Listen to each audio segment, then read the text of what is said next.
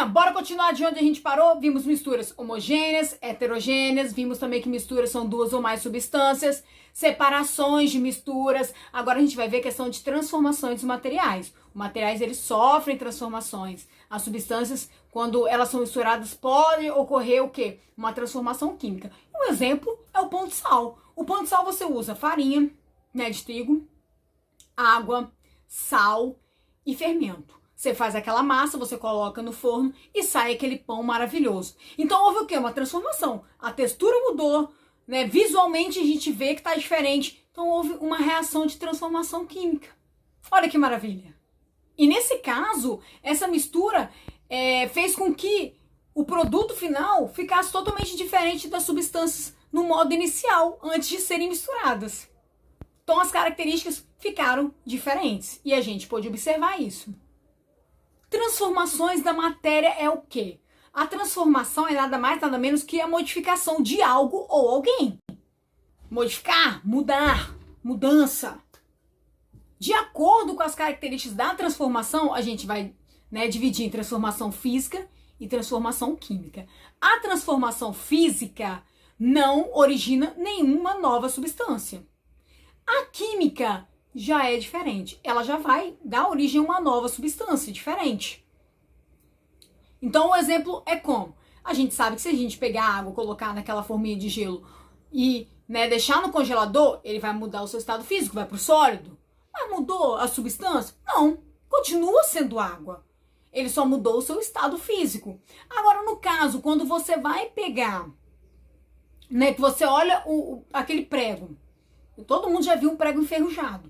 Isso quer dizer que ele sofreu uma reação química, sofreu ação de outros tipos de substâncias químicas e ele acabou sendo modificado. E a mistura de substâncias? Afinal, é uma transformação química ou física? Vai depender de quais substâncias a gente está se referindo.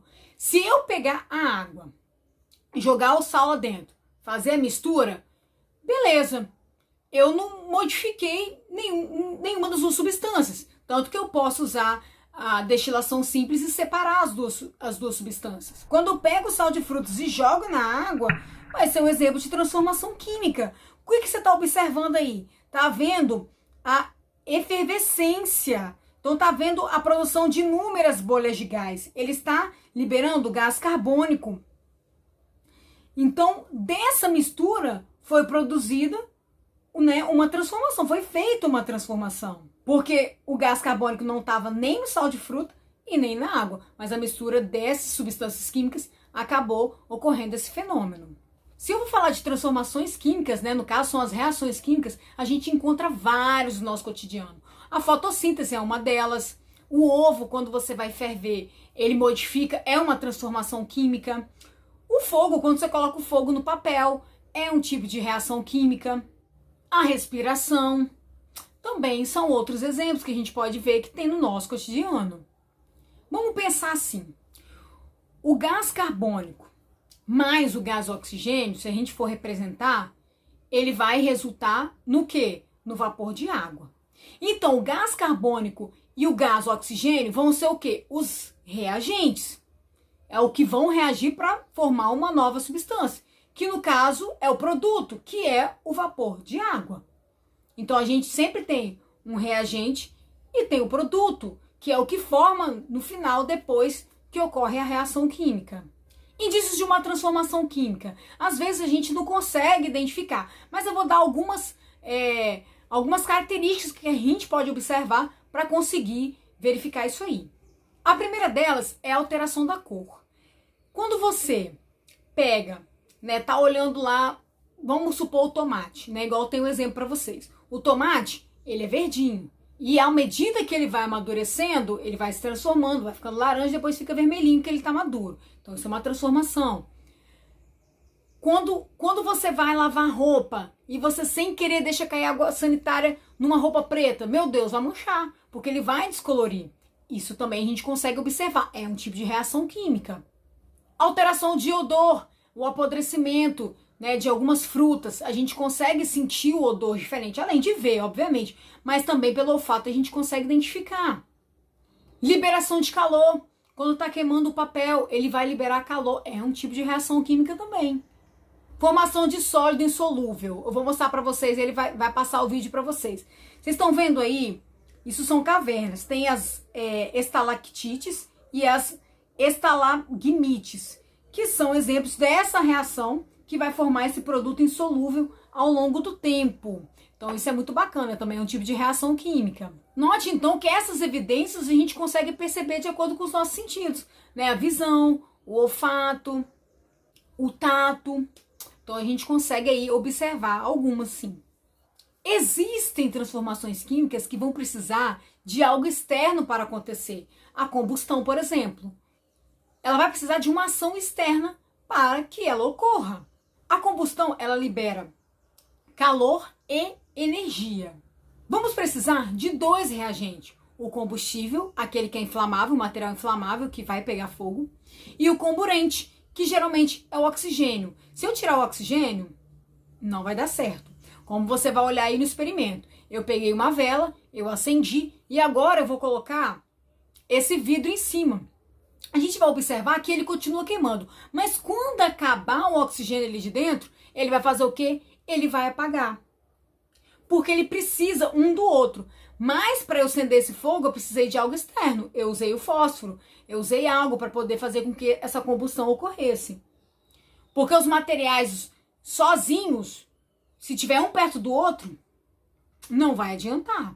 Se eu colocar o papel aqui, né, o normal, se colocar em cima da mesa, ele vai estar, né, do oxigênio tá ao nosso redor. Não vai pegar fogo especificamente. Né? Ele vai precisar de algo para que isso aconteça. O fogão, olha só a chama do fogão, gente.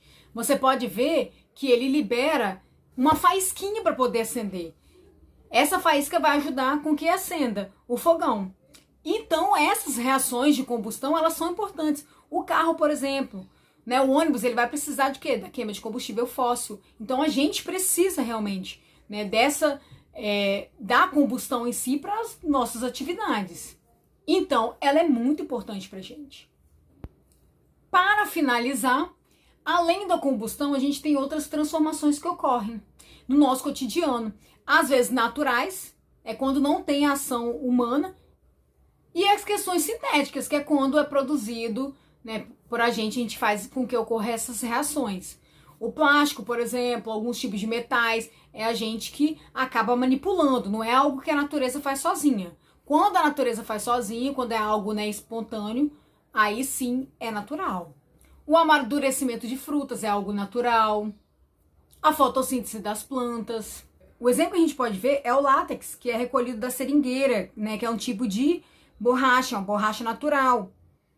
Mas a borracha que a gente usa no pneu, geralmente, ela é sintética porque ela é de reações químicas que envolvem derivados do petróleo. Então a gente está manipulando ali aquela borracha que usa em pneu de veículo. Muitos desses materiais que são criados em laboratórios são importantes para a gente também. Isso também mostra o desenvolvimento de um país.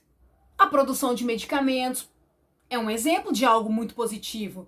É o quê? São reações químicas. A gente está misturando componentes ali para que tenha um medicamento que seja eficaz a algo que você está sentindo. Produção de fertilizantes também, né? Porque tem fertilizantes naturais e tem os sintéticos que a gente faz, que a gente acaba fazendo no laboratório. Então, gente, é importante sim. Lógico que vai depender de como a gente vai utilizar toda essa tecnologia. Então, a aula de hoje vai ficar por aqui. É só isso mesmo, espero que tenham entendido, espero que tenham gostado. Um beijo pra vocês!